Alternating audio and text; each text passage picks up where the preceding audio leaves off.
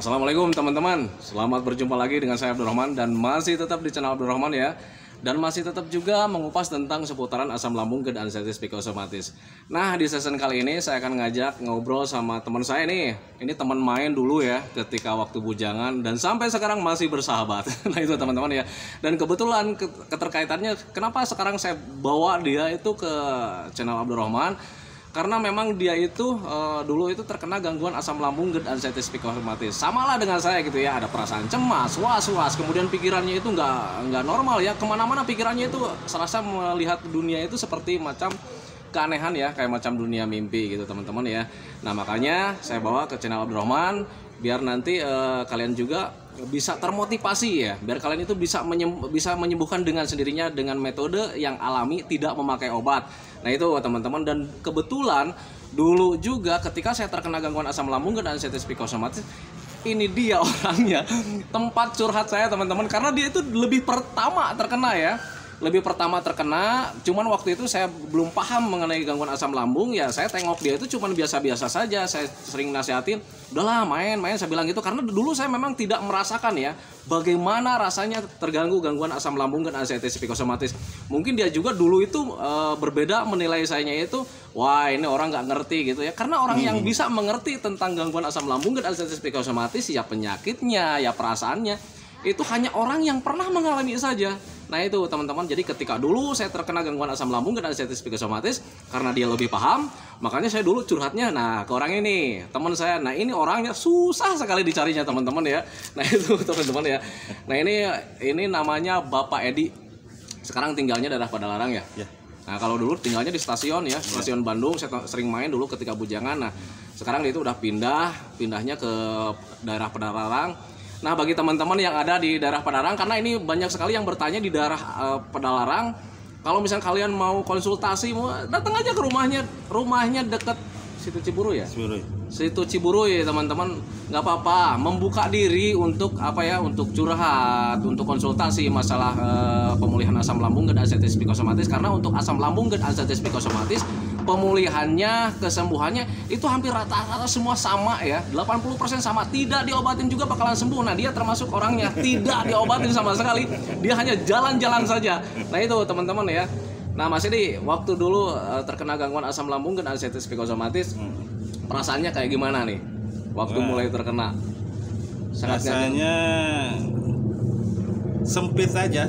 Sempit, ruang lingkup sempit.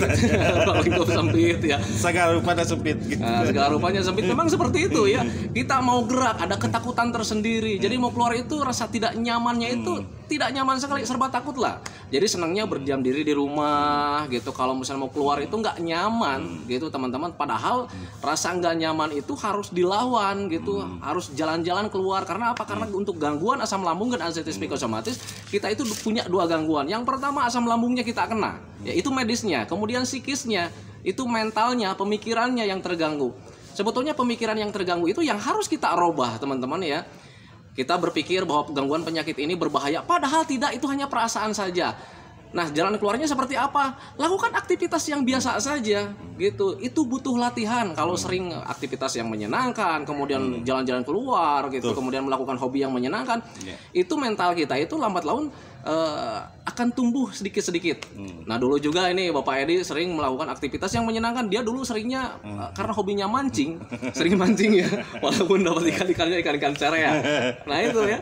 Sering berangkat sama saya waktu terkena pemulihan, dia jalan-jalan sama saya, sering ke daerah Bendungan Jatiluhur, Cirata untuk mancing-mancing, walaupun mancingnya seringnya nggak dapat ya. Nah itu. Mancingnya sering, dapatnya jarang, gitu. Dulu tapi gitu. Kan bukan itu intinya. Intinya bukan itu, jadi intinya jalan-jalan saja ya. Hiburan aja. Nah itu jadi hiburan aja. Nah dulu ketika makannya gimana Mas Edi untuk makan? Untuk makan ya harus kembali kepada pola makan hidup sehatnya. Nah itu ya teman-teman ya.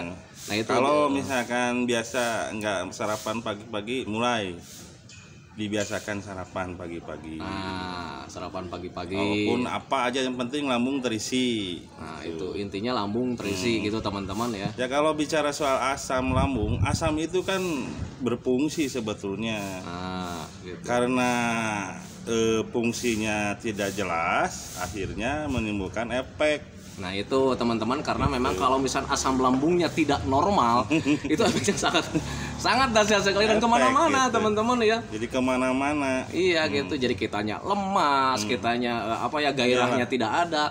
Iya. Gini aja lah intinya, untuk asam lambung itu dimakan ya. Kita ingat ya, kalau misalkan suatu kendaraan, katakanlah itu mesin, dia itu mesin bisa jalan kalau seandainya ada bahan bakarnya. Nah kita orang manusia, bahan bakarnya apa? Ya makan ya. Nah itu lemesnya nanti akan hilang, kelayangannya nanti akan hilang. Nah seperti itu teman-teman. Mata buram juga nanti akan hilang, jadi akan sempurna lagi. Karena seperti apa? Kok makan yang penuh gizi itu kok mata bisa bikin jelas? Ya iyalah, semua kebutuhan gizi kita untuk tubuh kita itu terpenuhi, terisi, baik gizinya, vitaminnya, proteinnya, kemudian mineralnya itu terisi, ya sudah pasti seluruh tubuh kita itu bekerjanya akan maksimal. Nah itu teman-teman. Nah ngomong-ngomong nih teman-teman, ini udah berapa tahun saya nggak ketemu sama Mas Edi, baru ketemu hari ini ya. Baru ketemu hari ini karena memang kemarin itu saya cari-cari nomor teleponnya tidak ada, dan kebetulan saya dapat. Akhirnya kebetulan memang di rumah itu ada acara hitanan anak saya, kemudian saya undang, nih baru nongol nih sekarang nih. Padahal ini kawan lama teman-teman, ketika masih bujangan saya sering jalan-jalan ke sini dan dia pun sering jalan-jalan ke sini. Nah kemudian ketika kita itu putus hubungan itu karena memang sudah pada menikah ya. Ya udah banyak kesibukan. Nah udah banyak kesibukan. Sekarang punya anak belum? Ya ada. Ada, alhamdulillah. Nah dulu terakhir ketemu itu waktu bujangan teman-teman ya. Dia larinya kemana, saya larinya kemana gitu teman-teman, dan akhirnya dipertemukan hari ini gitu teman-teman ya. Dulu Mas Edi sering ngajak saya mancing. Waktu itu saya belum terkena gangguan asam lambung dan anestesi psikosomatis, agak malas juga gitu ya diajak-ajak gitu mancing. Ngapain sih orang nih sering ngajak-ngajak mancing? Ternyata pas ketika saya terkena gangguan asam lambung dan anestesi psikosomatis baru paham.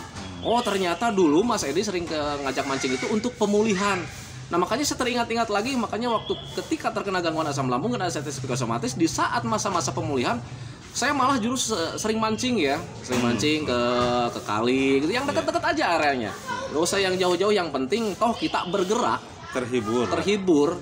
Karena apa? Yang pertama geraknya, kita bisa melancarkan aliran darah, kemudian aliran oksigen, kemudian melakukan hobi yang menyenangkan, acara keluar itu juga bisa menyenangkan, dan kalau misalnya hati kita senang, itu meningkatkan imun kita. Meningkatkan imun kita, kemudian melatih emosi kita, keinginan kita, mood kita itu menjadi ada lagi gitu teman-teman ya. Rasa semangat itu kalau misalkan dipupuk dengan hobi-hobi, nanti rasa semangatnya akan tumbuh dengan sendirinya. Nah itu teman-teman, makanya pahamilah ke sana. Yang bagi teman-teman yang sering masih berdiam diri di rumah, ayo keluar, kalian tidak akan apa-apa. Nih, dulu itu tahun berapa Mas? Waktu terkena lama ya waktu bujangan ya. Lama. Ada 10 tahun lebih ya. Ada. Nah itu ada 10 tahun lebih loh. Wah, lebih ya 10 tahun. Anak saya sekarang udah hampir 18 tahun. Anak saya sekarang. Nah itu ketika bujang 20 tahun lebih lah dia ngalamin, 20 tahun yang lalu dia ngalamin, dan sembuhnya berapa tahun? 1 tahun ada. Nah 1 tahun ada, dan sekarang udah sehat total, udah sembuh total, nggak kambuh lagi. Karena apa? Karena pikirannya senang. Belajarlah masa bodoh, yang penting kita senang, nikmati hidup. Nah itu teman-teman ya, jadi jangan berpikir kemana-mana. Boleh ditambahin Mas Edi? Ya boleh. Top. Ya kalau pesan-pesan buat teman-teman nih. Kalau sebetulnya obat yang bagus apa yang diutarakan tadi ya, itu jalan-jalan resep yang bagus itu. Menjaga pola sebetulnya makan. Itu akan kembali sebetulnya kalau misalkan kita suka mengkonsumsi obat apa gitu, misalkan buat penyembuhan, itu sekedar hanya untuk menggerakkan aja, membantu aja. Iya. Intinya nanti akan kambuh lagi kalau misalkan kita tidak merubah pola-pola itu. Ya gitu. Pola-polanya. Yang penting kita, kalau istilah Sunda malah brang-brang. Gitu. Jadi harus gitu. Harus itu kan dari bentukan gitu. Secara fisik itu bentukan pikiran ya. Dari bentuk dari pikiran yang itu terlalu berpikir jauh gitu, tegang kan gitu, yang akhirnya meningkatkan asam. Nah itu gitu. teman-teman ya. Meningkatkan asam, dan asam tidak berfungsi dengan benar. Nah gitu. itu. Jadi kemana wae akhirnya merusak organ yang lain. Nah itu teman-teman. Jadi efeknya akan menjadi ya istilahnya mah rusak lah gitu. Nah itu rusak, ya, gitu. jadi rusak pikiran teman-teman ya. Nah itu makanya ketika pikiran kita ngaco, pikiran kita kemana-mana, itu bisa memicu asam lambungnya tambah nggak normal lagi. Makanya untuk memahaminya, pahami saja bahwa kalian itu terkena gangguan asam lambung, dan asam lambung itu tidak berbahaya, sama sekali tidak berbahaya. Tidak. Asam lambung itu berfungsi untuk tubuh kita itu membantu mencerna. Berbahaya, tapi kalau dikukut terus gitu. Ya berbahaya kalau misalnya terus-terusan dirangkul ya sama kita asam lambungnya, kalau misalnya nggak benar. Berbahayanya seperti apa? Mengganggu saja, mengganggu sama kualitas hidup kalian yang kurang produktif. Kan efeknya jadi mah kronis. Sampai kalau level tingginya itu liver kan gitu. Sakit ya. Kuning. Nah itu Sakit kan mendekati kuning. kematian juga. Tapi itu agak jauh juga gitu. Seharusnya kalau mau dikukut gitu. Kalau mau tetap dipelihara asam lambungnya selama 10 tahun atau 20 tahun mungkin memang seperti itu. Nah itu teman-teman ya. Nah itu teman-teman video dari saya.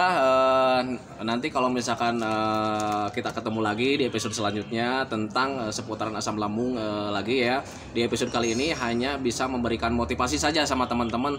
Toh kalau misalkan banyak pertanyaan dari teman-teman, Pak, asam lambung bisa membuat kematian? Tidak, saya katakan tidak. Banyak sekali itu orang-orang yang sudah sembuh, termasuk saya ini orang yang udah sembuh selama 20 tahun yang lalu. Dia ngalamin 1 tahun, sekarang sudah sembuh total, dan sekarang sudah tidak kambuh-kambuh lagi. Makanya bagi teman-teman ada yang bilang itu asam lambung bisa kambuh lagi, katanya bisa nggak normal lagi hidupnya. Nah ini orangnya udah normal ya. Nah itu teman-teman, termasuk saya juga sekarang saya udah normal.